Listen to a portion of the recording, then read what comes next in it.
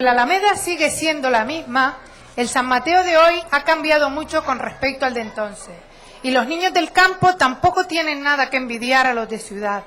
Aquellas distancias prácticamente insalvables con las que nos encontrábamos, principalmente la gente de los barrios, hoy casi no existen. Nuestro pueblo es un pueblo moderno, que se ha subido al tren del desarrollo, la modernización, la comunicación y la tecnología. Sirva como ejemplo el que hoy contamos con un gran centro de salud y sus unidades periféricas. En aquella época las madres resolvían todo lo que podían con las hierbas y guisos, pero tampoco había mucho problema si la enfermedad terminaba en el consultorio en manos de los galenos y había que ponerse 2 inyecciones, porque eso sí, la caja había que ponerse entera y nunca habían tamaños más pequeños. En mi barrio las inyecciones las ponía Paquito Gil, el zapatero. Me imagino que por aquello de que con la misma maña que se clava un clavo, se clava una aguja. Pero es que él, además de la maña, tenía el inyector de cristal.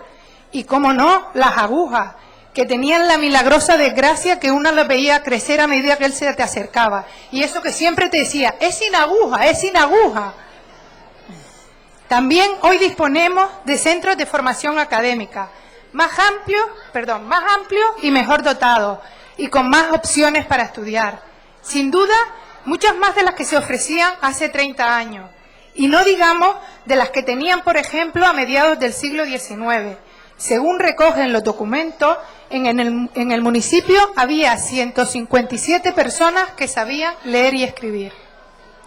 Pero no solo hemos mejorado en las opciones para estudiar, también en las condiciones para hacerlo. Sin ir más lejos, el año pasado los alumnos del instituto solicitaban justamente calefacción en las aulas, lo cual es motivo de alegría si lo vemos desde la perspectiva de progreso, del progreso que eso implica. Es una reivindicación que dice mucho de la modernidad.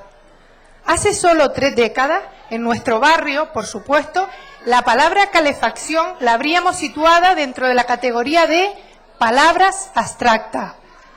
Y es que la vestimenta tampoco ayudaba, y del calzado ni qué decirle. Los más afortunados tenían botas de agua, los otros sencillamente alpargates de goma o de esparto, y con el mismo centímetro de alto que tenía el agua del piso de la escuela los días de mucha lluvia. Y sin embargo, en contraposición, el baño no tenía cisterna. Pero esto nunca fue un hándicap para cuando te levantabas por la mañana, limpiarte las legañas y salir corriendo para la escuela, a donde había que ir a aprender. Cuando empezamos nuestra andadura académica, existía una escuela unitaria en Cueva Grande, en la que solo se impartía hasta 4º de enseñanza general básica. Por tal motivo, cuando llegamos a 5º, a las 4 niñas que íbamos a seguir estudiando, nos tuvieron que mandar a las Lagunetas. El resto no podía continuar. Sus padres ya habían hecho el máximo esfuerzo, sabían leer y escribir y hacían falta para ayudar en casa. Un detalle más de la escasez de la época es que en las escuelas de las Lagunetas, que tenía comedor, la señorita cuando en el menú tocaba ensalada, me mandaba a mí a contar las aceitunas y me decía, 1 para cada niño. Yo siempre antes de empezar me adelantaba la mía, por si acaso. Y hoy, de tenerlo todo contado y justo, hemos pasado a que nuestros hijos estén en riesgo de sobrepeso.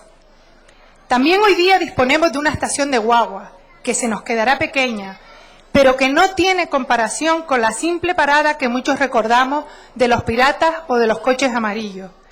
¿Cuántos sudores para que el coche llegara desde el pueblo a la ciudad? Nunca olvidaré lo infinito que se me hizo el viaje cuando me fui a hacer las fotos de la primera comunión. Mi madre me hizo el moño en Cueva Grande y me dijo, ten cuidadito mi niña, no te lo despeines. Yo, por supuesto, casi ni pestañeaba para no despeinarme, poniendo todo de mi parte para que el coche llegara cuanto antes. De repente, como por la ley de Murphy, el coche empezó a fallar y hubo que pararlo. Parece que se había roto la correa. Hoy me imagino que sería la correa del ventilador. Había que parar de cuando en cuando y unos hombres que llevaban su cuchillo al cinto fueron a buscar unas pencas de tunera que ponían sobre el motor porque parece que eso ayudaba a aligerar el calentón.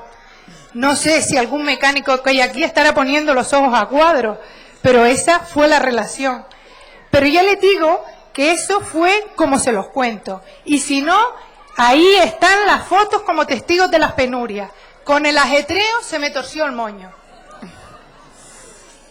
Bueno, también tenemos ahora un polideportivo municipal y canchas de deporte prácticamente en todos los barrios.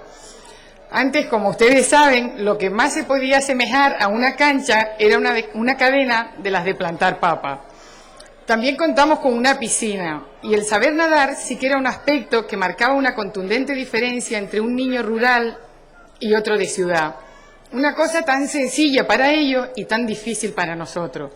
Y es que ellos se podían tirar de cabeza, sentados, de pie, como quisieran, y además por la parte honda, claro. Nosotras teníamos que pasar nuestro proceso antes de poder tocar el agua.